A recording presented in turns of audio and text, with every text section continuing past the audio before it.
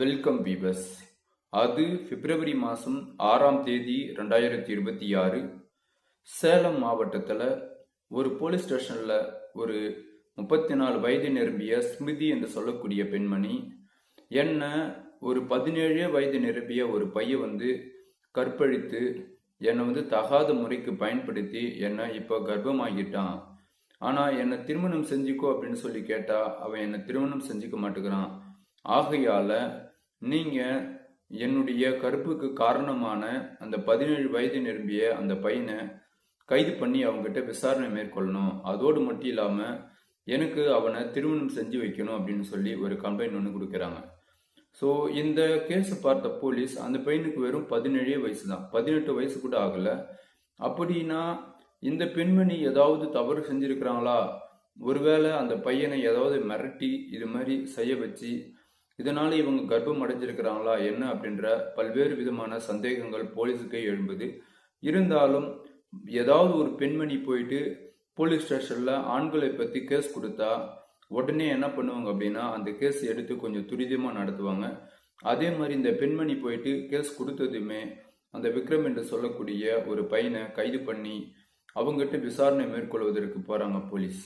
அவங்ககிட்ட விசாரணை மேற்கொள்ளும் போது அவன் என்ன சொல்ல வரான் அப்படின்னா, சார் எனக்கு எதுவுமே தெரியாது, என்னை தயவு செய்து விட்டுருங்க, என்னுடைய படிப்பே பாழாயிடும், அதோடு மட்டும் இல்லாமல் என்னுடைய குடும்பம் என்னை நம்பி தான் இருக்குது, தயவு செய்து என்னை விட்டுருங்க, நான் நீட் எக்ஸாம் படிச்சுட்டு இருக்கிறேன், நீட் எக்ஸாமில் நான் நல்ல ஒரு மதிப்பெண் எடுத்திருக்கிறேன், என்னுடைய நீட் எக்ஸாம் முடித்து நான் ஒரு கல்லூரியை சூஸ் பண்ணேன், அது மாதிரி கல்லூரிக்கு போகிற இடத்துல தான் இவங்க எனக்கு பழக்கமாகனாங்க, இவங்க என்னுடைய நீட் எக்ஸாம் நான் பாஸ் பண்ணிட்டு போனேன் இல்லையா, அந்த மருத்துவ கல்லூரியில் இவங்களும் ஒரு ஆசிரியை அதாவது ஸ்டாஃபாக ஒர்க் பண்ணுறாங்க, அவங்களுடைய பாடத்திட்டத்தில் நான் கொஞ்சம் உன்னிப்பாக கவனிச்சுட்டு இருந்தேன்.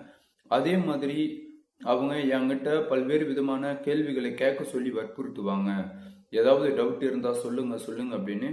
எனக்கும் ஒரு கிராமப்புறத்தில் இருந்து வந்ததால் நிறைய கேள்விகள் எனக்கு டவுட்டாக இருந்தது. அது எல்லாமே கொஞ்சம் கொஞ்சமாக அவங்ககிட்ட நான் கேட்டு பழக்கமாவனேன். இதுதான், மற்றபடி அவங்க சொல்கிற மாதிரி அவங்களுடைய கர்ப்புக்கெல்லாம் நான் காரணமே கிடையாது அப்படின்னு சொல்லி சொல்கிறான்.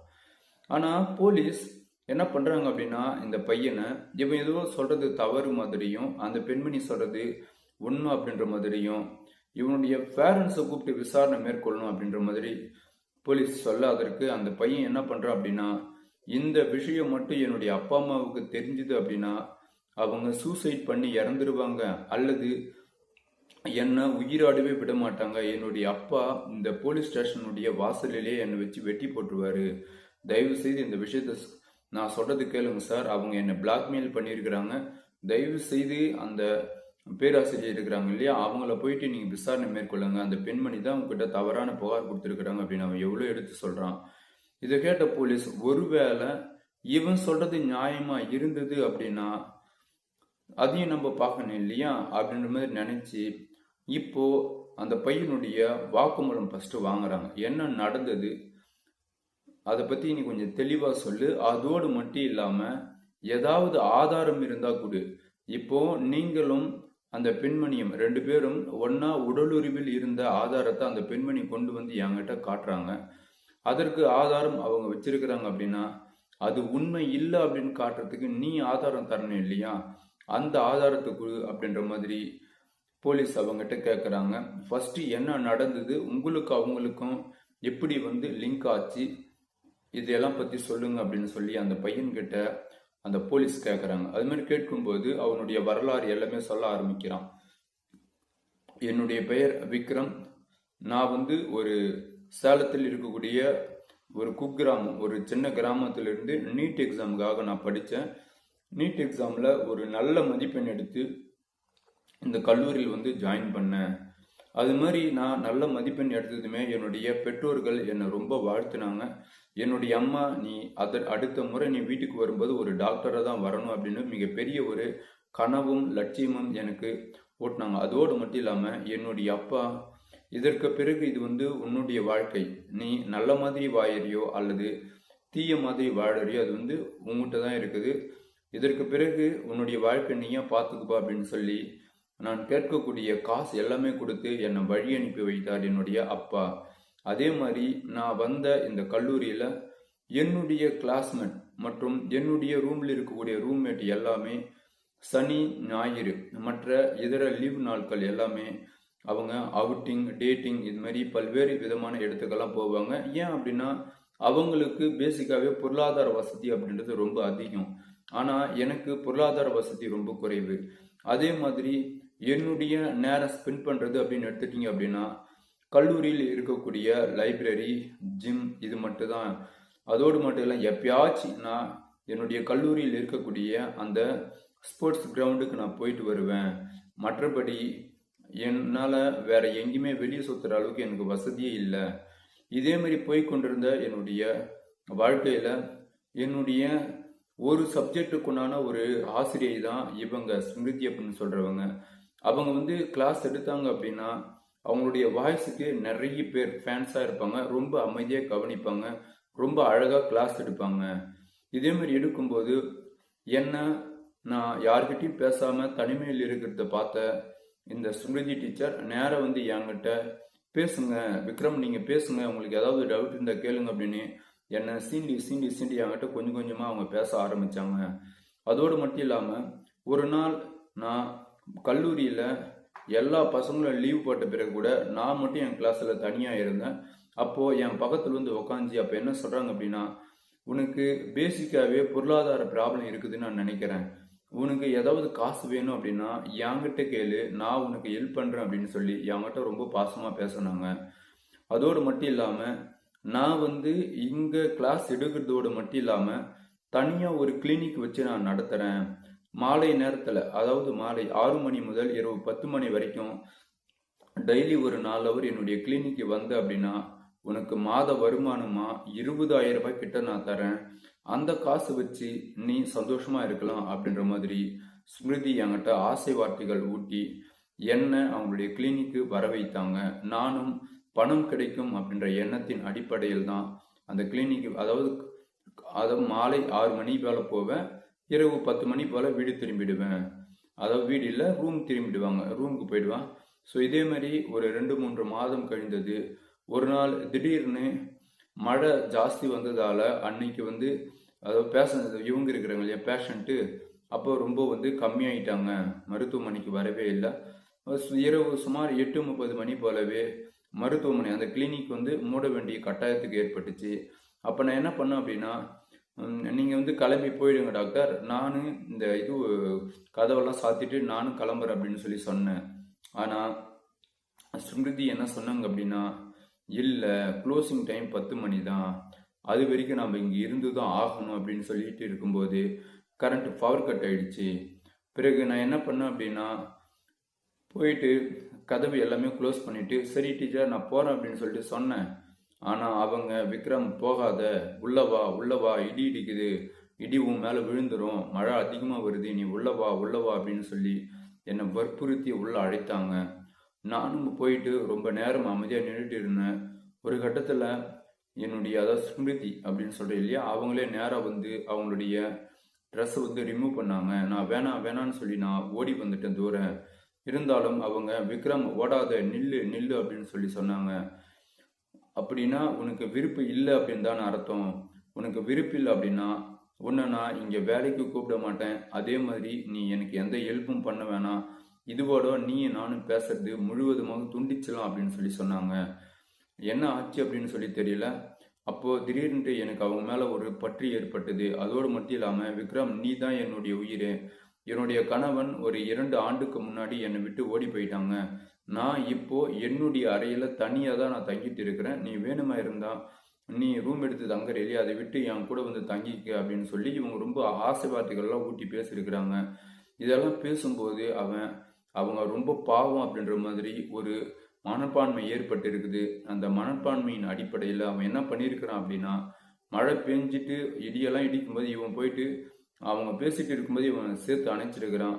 2 பேரும் உடம்பில் ஒட்டு துணி கூட இல்லாமல் உடலுறவில் ஈடுபட்டு இருக்கிறாங்க. ஈடுபட்ட பிறகு இரவு சுமார் 11 மணிக்கு மேலே விக்ரம் கிளம்பி அவனுடைய ரூமுக்கு வந்திருக்கிறான். அவங்க ஸ்மிருதி இருக்கிறாங்க இல்லையா, அவங்களும் வந்து கிளம்பி அவங்களுடைய அறைக்கு போயிருக்கிறாங்க. இப்போ என்ன ஆகுது அப்படின்னா வாரத்தில் ஒரு நாள் 2 நாள் அப்படின்ட்டு இருந்தவங்க டெய்லியும் இரவு 10 மணிக்கு மேலே கட்டாயம் உடலுறவில் வச்சு தான் இவங்க போயிருக்கிறாங்க. ஸோ ஒரு கட்டத்தில் என்ன ஆகுது அப்படின்னா ஸ்மிருதி கரெக்டாக ஒரு திட்டம் தீட்டுறாங்க. என்ன அப்படின்னா இவனை நல்லாவும் படிக்கிறான், அதே மாதிரி நல்ல மதிப்பெண்ணும் வாங்குறான், நாமளே ரொம்ப பாசமாக பார்த்துக்கிறான், நாம் எந்த வேலை விட்டாலும் கரெக்டாக செய்கிறான், ரொம்ப வந்து பர்ஃபெக்டாக இருக்கிறான். ஆகையால் இவன் எப்படியாவது நம்ம திருமணம் செய்யணும் அப்படின்ற மாதிரி அவங்க ஒரு திட்டம் தீட்டியிருக்கிறாங்க. அந்த திட்டத்தை எக்ஸிக்யூட் பண்ணுறதுக்கு என்ன பண்ணுறாங்க அப்படின்னா இவனுக்கே தெரியாமல் ஒரு கேமரா ஒன்று செட் பண்ணி அந்த கேமராவில் இவங்க 2 பேரும் ஒன்றா இருக்கிற வீடியோ இது எல்லாமே எடுக்கிறாங்க. ஏன் அப்படின்னா பின்னாடி ஆதாரத்துக்கு உதவும் அப்படின்னு சொல்லி தான். இதில் விக்ரம் வந்து ரொம்ப உஷார். ஏன் அப்படின்னா அவங்க கூட ஒவ்வொரு முறை போகும்போதும் அவனுடைய சைஸுக்கு ஏற்ற மாதிரி ஒரு ஆணுடைய போட்டு தான் அவங்களோட உடலுறவில் இருப்பானா. இருந்த பிறகு அது என்ன பண்ணுவோம் அப்படின்னா ரெஸ்ட் ரூமில் எடுத்து போட்டு அது வந்து ஃப்ளஷ் பண்ணி விட்டுருவானா. அது சரி முடிஞ்சுது அப்படின்னு சொல்லி எப்பவுமே ஃப்ரீயாக இருந்திருக்கிறான். ஆனால் ஒரு நாள் என்ன பண்ணுறாங்க அப்படின்னா இவன் உடலுறவில் முடித்த பிறகு ஸ்ருதி என்ன பண்ணுறான்னா ஓடி போயிட்டு அந்த ஆணுரை அவன் கைட்டி போட்டான் இல்லையா, அதை எடுத்து திரும்ப அவங்களுடைய பெண்ணுறுப்பில் சொருகி இருக்கிறாங்க. சொருகினதுமே என்ன ஆகுது அப்படின்னா அந்த விந்தானது அவங்களுடைய பிறப்பிருப்பின் வழியாக உட்செலுத்துமே ஓடி போயிட்டு அதெல்லாம் தண்ணி ஊற்றி கழுவி இருக்கிறான். இருந்தாலும் அது எப்படி என்ன ஆச்சு அப்படின்னு சொல்லி தெரியல. இவனுக்கு தெரிந்து அவங்க ஒரு முறை தான் பண்ணியிருக்கிறாங்க. இவனுக்கு தெரியாமல் அவங்க எத்தனை முறை அது மாதிரி அந்த விந்து எடுத்து அவங்களுடைய பிறப்புறுப்பில் விட்டாங்க அப்படின்னு சொல்லி தெரியல. 2 மாதங்கள் கழித்து அவங்கள ஒரு மாதிரியாக இருக்கிறத உணர்றான் விக்ரம். அதோடு மட்டும் இல்லாமல் 3 மாதங்கள் கழித்து அவங்க வந்து முழுகாமல் இருக்கிறாங்க, ப்ரெக்னன்சியாக இருக்கிறாங்க விஷயமும் விக்ரமுக்கு தெரிய வருது. இதெல்லாம் தெரிய வர விக்ரமுக்கு என்ன ஆகுது அப்படின்னா ஆட்டோமேட்டிக்காக பயம் ஏற்படுது. எப்போ தான் உடலுறவில் இருந்து அந்த ஆணுரையில் இருந்து விந்து எடுத்து அவங்களுடைய பிறப்புறுப்பில் விட்டாங்களோ இதற்கு பிறகு இவங்க கூட நம்ம பேசக்கூடாது, இங்கே வரவே கூடாது அப்படின்ற முடிவில் விக்ரம் அந்த கிளினிக் பக்கமே திரும்புறது கிடையாது. இதே மாதிரி கொஞ்ச நாள் போகுது. உஷாராயிட்டான், அலர்ட் ஆயிட்டான் அப்படின்னு சொல்லி ஸ்மிருதிக்கு தகவல் தெரிய இவனை இப்படியே விட்டா வேலைக்கு ஆகாது அப்படின்ற மாதிரி நினச்சி ஒரு நாள் ஸ்ரீமதி வேற இன்னொரு மொபைல் நம்பர்லேருந்து கால் பண்ணுறாங்க. கால் பண்ணி என்ன சொல்கிறாங்க அப்படின்னா நீ என்ன திருமணம் செஞ்சுக்கணும், உன்னுடைய வாரிசு என்னுடைய வயிற்றில் வந்து வளர்ந்துட்டு இருக்குது, அது மாதிரி நீ திருமணம் செய்யலை அப்படின்னா நான் எடுத்து வைத்திருக்கக்கூடிய வீடியோவை ஒரு காப்பி ஆன்லைனில் விட்டுருவேன், இன்னொரு காப்பி உன்னுடைய அப்பா அம்மாவுக்கு கூட பிறந்தவங்களுக்கெல்லாம் கொடுப்பேன், இன்னொரு காப்பி போலீஸ் ஸ்டேஷனில் எடுத்துன்னு போயிட்டு நான் காட்டுவேன், நீ வந்து என்னை வற்புறுத்தி உடலுறு வச்ச, என்னை வந்து நீ பாலியல் ரீதியாக தொல்லை கொடுத்த, இது மாதிரிலாம் நான் உன் மேலே இல்லாத பழியெல்லாம் சொல்லி உன்னுடைய வாழ்க்கையை நான் நாசனமாக்கிடுவேன் அப்படின்ற மாதிரி அவங்க சொல்லியிருக்கிறாங்க. இந்த ஃபோன் கால் உடனே என்ன பண்ணிக்கிறான் விக்ரம் பயந்துட்டு கட் பண்ணிட்டு இருக்கிறான். பிறகு ஓரிரு வாரங்கள் கழித்து அப்பொழுது ஒரு போலீஸ் ஸ்டேஷன்லேருந்து ஒரு போலீஸ் கால் பண்ணுறாங்க. ஹலோ விக்ரம், எங்கே இருக்கிறீங்க, உங்களை நாங்கள் இமிடியேட்டாக இந்த பர்டிகுலர் போலீஸ் ஸ்டேஷன் பேரை சொல்லி அங்கே நீங்கள் வரணும் அப்படின்னு சொல்லி சொல்கிறாங்க. அவனும் பதறி போயிட்டு அந்த போலீஸ் ஸ்டேஷனுக்கு போனால் உங்கள் மேலே வந்து ஒரு கம்ப்ளைண்ட் ஒன்று கொடுத்துருக்குறாங்க, ஸ்ருதி அப்படின்ற இவங்க தான் அப்படின்னு சொல்லி காட்டுறாங்க. காட்டினதுமே எனக்கு முதல் முறை இவங்க கூட நான் பழகும்போதே எனக்கு தெரியும் இவங்க என் மீது தேவையில்லாத ஒரு பழியை சுமத்தி என்னை கொண்டு வந்து இங்கே விட போகிறாங்க அப்படின்னு சொல்லி. இருந்தாலும் நான் சொல்வதை ஒரு முறை கேளுங்க, இவங்க சொல்கிறது முழுக்க போய் அப்படின்னு சொல்லி அந்த போலீஸ்கிட்ட எவ்வளோ கெஞ்சி கூத்தாடுறான். இருந்தாலும் தன்னுடைய பேரண்ட்ஸுக்கிட்ட சொல்லிடுவேன்னு சொன்னதான் அவனுக்கு ரொம்ப ரொம்ப பயம். இப்போ என்ன ஆகுது அப்படின்னா எல்லா நியாயமும் அப்படியே அந்த டீச்சர் யோகி மாதிரியும் இவன் ரொம்ப குற்றவாளி மாதிரியும் போக திடீர்னு வேற இன்னொரு போலீஸ் ஹீரோ மாதிரி உள்ள வராரு. உள்ள வந்தவர் என்ன சொல்றாரு அப்படின்னா அவங்களுடைய தரப்பு நியாயத்தை அவங்க சொல்லிட்டாங்க, உன் தரப்பு நியாயத்தை நீ சொல்லு அப்படின்ற மாதிரி இந்த பையன்கிட்ட விசாரணை மேற்கொள்ளும் போது தான் அவங்க எனக்கு இது மாதிரிலாம் தொல்லை கொடுத்துருக்குறாங்க, நான் ரொம்ப அமைதியாக இருந்த ஒரு நாள் என்னை கட்டிப்பிடிச்சு பயங்கரமாக அழுதாங்க, அப்போதுலேருந்து தான் நான் அவங்க கூட வந்து நான் உடலுறவே வச்சுட்டேன் அப்படின்ற மாதிரிலாம் சொல்ல. அப்படின்னா அந்த கிளினிக்கில் சிசிடிவி ஃபுட்டேஜ் இருக்குன்னு இல்லையா, அந்த ஃபுட்டேஜ் போயிட்டு செக் பண்ணால் தெரிஞ்சிடும் அப்படின்ற மாதிரி அந்த ஃபுட்டேஜ் போயிட்டு செக் பண்ணால் இவன் ரொம்ப அமைதியாக இருக்கிறதும் அதே மாதிரி தன்னுடைய ட்ரெஸ்ஸை தானே ரிமூவ் பண்ணிட்டு நேராக வந்து அந்த பையன் கூட நிற்கிறது, இது எல்லாமே அந்த ஸ்மிருதி அப்படின்ற அந்த பெண்மணி தான் செஞ்சிருக்கிறாங்க. இதிலிருந்து அவனுக்கு ஆசையே இல்லாமல் இருந்து அவனுடைய ஆசையை இவங்களே தூண்டி இருக்கிறாங்க அப்படின்ற விஷயம் தெரிய வருது. இப்போ என்ன ஆகுது அப்படின்னா விக்ரம் சொல்றதா உண்மை, விக்ரம எப்படியாவது இவங்க தன்னுடைய கைக்குள்ள போட்டு ஸோ அவனை திருமணம் செஞ்சுக்கணும்னு சொல்லி ஆசைப்பட்டு இருக்கிறாங்க. ஆனால் விக்ரமுக்கு வெறும் 17 வயசு தான். இப்போ அந்த அமைதியாக இருந்த விக்ரமை கெடுத்ததற்காக இந்த ஸ்மிருதி அவர்கள் மீது போக்சோ சட்டம் பாயுது. போக்சோ சட்டம் பாய்ந்ததுல என்ன ஆகுது அப்படின்னா, அந்த விக்ரம் அப்படின்ற சொல்ற பையனை முழுவதுமாக அந்த கல்லூரியில் இருந்து ஸ்கிப் பண்ணி தூக்கி தூரப்பட்டு வேற இன்னொரு கல்லூரியில் போயிட்டு படிக்க ஆரம்பிக்கிறான். இன்னும் கூட அவன் படிச்சுட்டு தான் இருக்கிறான். ஸோ இதை பொறுத்த வரைக்கும் அந்த பழைய கல்லூரியில் கூட இருக்கக்கூடிய சக மாணவர்கள் கூட இவனை பயங்கரமாக ஒரு மாதிரி, ஸோ நீ வந்து டீச்சரை இப்படி பண்ணுற, உனக்கு சொல்லிக் கொடுக்கக்கூடிய குருவை நீ இப்படி பண்ணுற அப்படி பண்ணுற அப்படின்ற மாதிரி பயங்கரமான ஒரு டார்ச்சல் கொடுத்துருக்குறாங்க. அதனாலேயே பல இரவுகள் அந்த விக்ரம் அப்படின்றவன் தூங்காமலேயே தன்னுடைய இந்த விஷயம் அப்பாவுக்கோ அல்லது அம்மாவுக்கோ தன்னுடைய சொந்தக்காருக்கோ போச்சு அப்படின்னா தன்னுடைய குடும்பத்தினுடைய மானம் மரியாதையே போயிடும் அப்படின்ற மாதிரிலாம் நினைச்சு அவன் ரொம்ப நாள் வந்து சாப்பிடாம கொள்ளாம பயங்கரமா வந்து மன உளைச்சல் இருந்திருக்கிறான். இருந்தாலும் ஸ்ருமிதியா போயிட்டு போலீஸ் ஸ்டேஷன்ல கேஸ் கொடுத்து அவங்களே மாட்டிட்டாங்க. அது அவனுடைய ஒரு குட் டைம் அப்படின்னு தான் சொல்லணும். இப்போ அவன் வந்து ஒரு கல்லூரியில் வந்து டீச்சர், அதாவது நீட் எக்ஸாம் பாஸ் பண்ணி அவன் அங்கே படிச்சுட்டு தான் இருக்கிறான். அதாவது மருத்துவத்துறை அவன் படிச்சுட்டு தான் இருக்கிறான். ஸ்ருமிதி அவங்கள பற்றி சொல்லணும் அப்படின்னா, அந்த பையனுடைய வாக்காளர் சிசிடிவி ஃபுட்டேஜ், பிறகு இந்த பெண்மணியும் வந்து ஒத்துக்கிறாங்க. என்னுடைய கணவன் விட்டு போனதுனால நான் வந்து ஆண் துணை இல்லாமல் இருந்தேன். நான் என்ன பண்ணுறது, என்னுடைய உடல் டிமாண்ட் அப்படின்னு ஒன்று இருக்கு இல்லையா, அதை நான் யார்கிட்ட போய்க்கிறது, ஆகையால் தான் நான் இந்த பையனை நான் யூஸ் பண்ணிக்கினேன், நான் பண்ணது தவறு தான், என்னை மன்னிச்சு விட்டுருங்க அப்படின்ற மாதிரி அவங்க எடுத்து சொல்லியிருக்கிறாங்க. பட் இருந்தாலும் அவங்க மீது, அதாவது இந்த பையனுக்கு வெறும் 18 வயசு, அதாவது 17 வயசு தான், 18 வயதிற்கு மேலே இருந்தால் ஒன்றும் பிரச்சனை இல்லை. 18 வயசுக்குள்ளே இருக்கிறதுனால இந்த பையனுக்கு அவங்க வந்து இந்த பாலியல் ரீதியாக தொல்லை கொடுத்துறாங்க அப்படின்றதுல போக்சோ சட்டம் அந்த பெண்மணியின் மீது பாய்ந்து அவங்க தற்போது சிறையில் தான் இருக்கிறாங்க. சரிங்களா?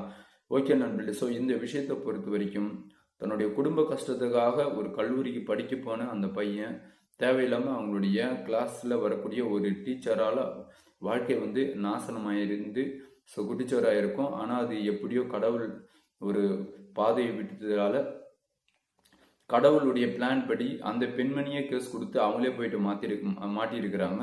இதில் விக்ரம் வந்து எஸ்கேப் ஆகிட்டு இருக்கிறான். சரிங்களா? ஓகே நண்பர்களே, இந்த வீடியோ உங்களுக்கு பிடிச்சிருந்தா மறக்காமல் லைக் பண்ணுங்கள். இவ்வளோ நேரம் இந்த வீடியோ பார்த்த அனைவருக்கும் நன்றி, வணக்கம்.